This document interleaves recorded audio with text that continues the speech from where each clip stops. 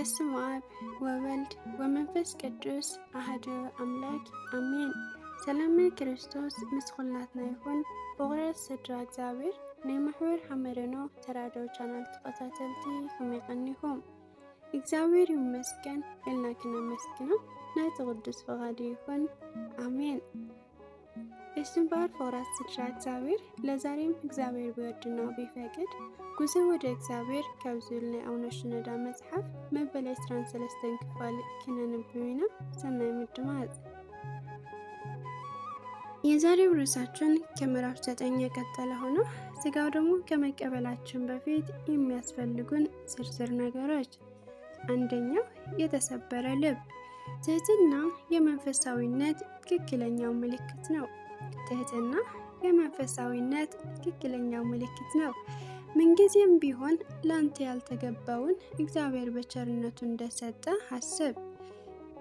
የሁሉን ልብ የምታውቅ በቅዱሳን መካከል የምትኖር ቅዱስ አምላክ ሆይ ኃጢአት የሌለብህ አንተ ብቻ ነህ።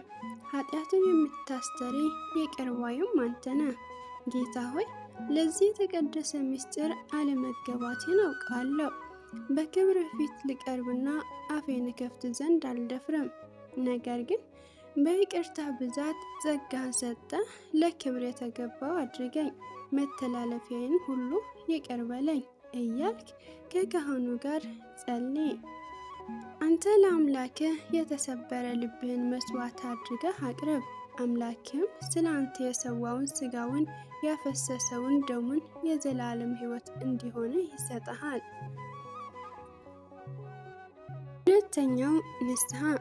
ለመሆኑ ከዚህ በላይ የተገባ ሊያድርግህ የሚችል ሌላ መስፈርት ያለ ይመስልህ ይሆን? የለም። ልብ በል፣ አምላክህ ይህንን ተናግረዋል። የተገባቸው ስለሆኑ ነጭ ልብስ ለብሰው ከኔ ጋር ይሄዳሉ። ራዕየ ዮሐንስ ምዕራፍ 3።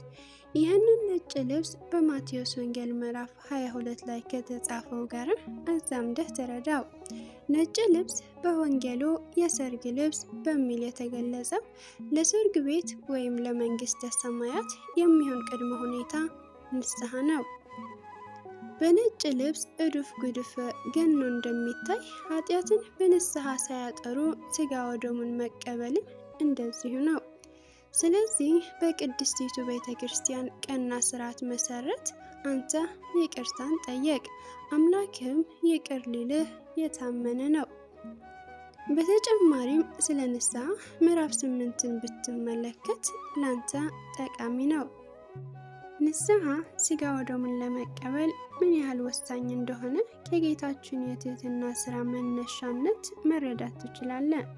ህብስቱን ስጋዬ ነው ወይንም ደሜ ነው ብሎ ለሐዋርያቱ ከመስጠቱ በፊት እግራቸው አጠባቸው። እንዲህም አላቸው፣ የታጠበ እግሩን ከመታጠብ በቀር ሌላ አያስፈልገውም። ሁለንተናው ግን ንጹህ ነው። እናንተም ንጹሃን ናቸው፣ ነገር ግን ሁላችሁም አይደላችሁም። ሁላችሁም አይደላችሁም የሚል ቃል ይሁዳን ይመለከታል። ንጹህ የሆነ ከስጋ ወደሙ ይቀበል፣ ንጹህ ያልሆነ ግን አይቀበል የሚል በካህኑ ሲታወጅ ትሰማ የለም። ነገር ግን ፍጹም ንጹህ መሆንን በመጠበቅ እንዳልሆነ ልብ በል።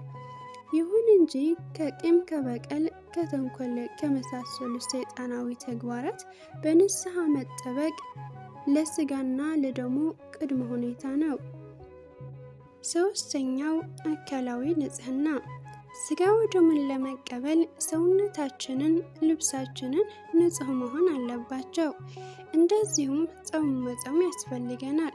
በብሉይ ኪዳን ዘመን እስራኤል ትእዛዝን ለመቀበል ያደረጉት ዝግጅት አንተ የጌታን ስጋ ለመብላት ደሙንም ለመጠጣትና ፍጹም የድህንነትን ባለቤት ለመሆን ከምታደርገው ዝግጅት ጋር እያነጻጸርክ ምን ያህል ያንተ እንደሚከብር አስተውል። ሰው በልቶት የማይሞት እውነተኛ የህይወት ምግብ ነው። ሰው በልቶት የማይሞት እውነተኛ የህይወት ምግብ ነው። ዮሐንስ ወንጌል ምዕራፍ 6። ራሱን ለዚህ ታላቅ ዕድል እያዘጋጀ ያለ ማንም ሰው በአካልም በመንፈስም ንጹህ መሆን አለበት። ከዚሁ ጋራም ከግብረ ሥጋ ግንኙነት መታቀብ፣ ለሴቶችም ወርሃዊ ሁኔታዎችን ማሳለፍ፣ የሚቆስሉ ጉዳቶች የደረሰባቸው የአካል ክፍሎችም እስኪጠገኑ መጠበቅ የመሳሰሉት ይገኛሉ። በተጨማሪም በተፈጥሮ ያሉ ውስጣዊ የሆኑ ሥጋዊ የስሜት ግፊቶች ለመቆጣጠር ጾም አስፈላጊ ነው። በቤተ ክርስቲያናችን ሕያው በሆነ ትውፊት እየተጠቀምንበት እንዳለው ሥጋ ወደሙን ለመቀበል ለ15 ሰዓታት ከምግብና ከመጠጥ መከልከል ከላይ ለጠቀስናቸው ጥንቃቄዎችና ራስን ለመግዛትም ጠቃሚ ነው። ጾም ሥጋዊና መንፈሳዊ ጠቀሜታ ያለው ሀብት ነው። ጾም ሥጋዊና መንፈሳዊ ጠቀሜታ ያለው ሀብት ነው። በእያንዳንዱ ምስጢረ ቤተ ክርስቲያን ውስጥ ያሉት ጸጋዎች እናገኝ ዘንድ ይረዳናል። ነገር ግን እነዚህ ቅድመ ዝግጅቶች በድንገት ለአደጋ የተጋለጡ ሰዎችን፣ የጤና ችግር የገጠማቸው፣ አቅማቸው የማይፈቅድ ሕፃናትን አይመለከትም። አራተኛው የህሊና ንጽህና። ህሊና በራሱ በክፉና በበጎ ነገር መካከል የሚፈርድ ዳኛ ነው። ለክፉዎች የእግር እሳት፣ በምግባረ ሰናይ ለሚኖሩ እፎይታን የሚሆን ህሊና ራሱ ነው። ስለዚህ ሕይወት የሆነው የጌታችን ሥጋና ደም ለመቀበል ስንዘጋጅ በህሊናችን ውስጥ የቀረ የሚጸጽት ነገር መኖር የለበትም። አሁንም በድጋሜ ይህንን ንጽህና ሊሰጠን የሚቻለው ንስሐ ነው። አንተም ከነገር ሁሉ በፊት የበደልከውን ሰው መካስ፣ የቀማኸውንም መመለስ፣ የተጣላኸውንም መታረቅ ቅድሚያ የምትሰጠው ጉዳይ መሆን አለበት። አስቀድመህም ከወንድምህ ጋር ታረቅ። ማቴዎስ ወንጌል ምዕራፍ 5። ፍጹም የሆነ የህሊና ሰላም የሚገኘው ከእግዚአብሔር ጋር በመታረቅ ሲሆን ከእግዚአብሔር ጋር እርቅን ለማውረድ ቅድሚያ ከወንድሞቻችን ጋር ያለውን ችግር ሁሉ ማስወገድ አስፈላጊ ነው።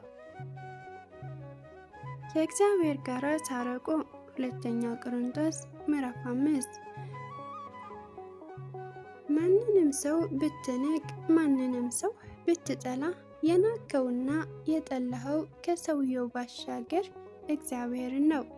ማንንም ሰው ብትንቅ፣ ማንንም ሰው ብትጠላ የናከውንም የጠላኸውንም ከሰውየው ባሻገር እግዚአብሔርን ነው። ዓለምን ቢጠላችሁ ከእናንተ በፊት እኔን እንደጠላኝ እወቁ። ዮሐንስ ወንጌል ምዕራፍ 15። በአጠቃላይ የህሊና ሰላም ከጠላቶች ጭምር በመታረቅ ብሎም በመዋደድ ነው። በሰማያት ላለ አባታችሁ ልጆች ትሆኑ ዘንድ ጠላታችሁን ውደዱ፣ የሚረግማችሁን መርቁ፣ ለሚጠላችሁን መልካም አድርጉ፣ ለሚያሳድዳችሁ ጸልዩ። ማቴዎስ ወንጌል ምዕራፍ 5። እነዚህና ሌሎችም ቅድመ ሁኔታዎች ማድረግ የሚገባው ሰው ሳያድርግ ሥጋ ወደሙን ቢቀበልስ? መጽሐፍ ቅዱስ ለዚህ ጥያቄ የሚሰጠን መልስ አለው። ሰው ግን ራሱን ይፈትን፣ እንዲሁም ከእንጀራው ወይም ከሥጋው ይብላ፣ ከጽዋውም ወይም ከደሙም ይጠጣ። ሳይገባው የሚበላና የሚጠጣ የጌታችን ሥጋ ስለማይለይ ለራሱ ፍርድ ይበላልና ይጠጣልምና። ስለዚህ በእናንተ ዘንድ የደከሙና የታመሙ ብዙዎች አሉ፣ አያሌዎችም አንቀላፍተዋል። ራሳችን ብንመረምር ግን ባልተፈረደብን ነበር። አንደኛ ቆሮንቶስ ምዕራፍ 11። ትሕትና እጅግ አስፈላጊ ዋናው የክርስትና መለያ እንደመሆኑ መጠን አንተም ሥጋ ወደሙን ለመቀበል በምታደርገው ዝግጅት ውስጥ ትሕትናን ገንዘብ ማድረግ ይጠበቅብሃል። ጌታዬ ሆይ ይህ ሁሉ ክብር ለእኔ የተገባ ሆኖ ሳይሆን ለመዳን የሚያስፈልገኝ ስለሆነ ነው። ከእኔ ብቃትም ሳይሆን ካንተ ምሕረትና ቸርነት ለሰው ልጆች ካለ ፍቅር የተነሳ ነው። ቅድስና ያንተ ነውና እኔም ወደ ጽድቅ መንገድ የምትመራኝ መንገድህን ያሳይኸኝ አንተ ነህ። ከእኔ የሆነ ምንም ነገር የለም። የምቀበለው ስጋና ደምህ ለሕይወት ለመድኃኒት እንዲሆነኝ እንጂ በኃጢአቴ እንዳይፈረድብኝ በደሌንም ሁሉ ይቅር በለኝ እያልክ በትህትና በተሰበረ ልብ ቅረበው። ከክብር ሁሉ በላይ ክብር የሚገባውን ቅዱስ ስጋውና ክብር ደግሞ ከተቀበልክም በኋላ ኃጢአትን ዳግም ላለማድረግ ወስን።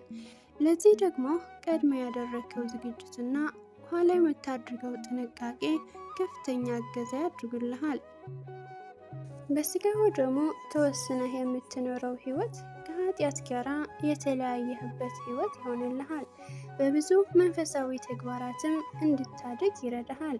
ለምሳሌ ጾምን፣ የስጋ ንጽህናን፣ ንስሐን፣ ሰላማዊ ሕይወትን፣ ትህትናን፣ ጸሎትን በሕይወት እንድትኖራቸው ያድርግሃል።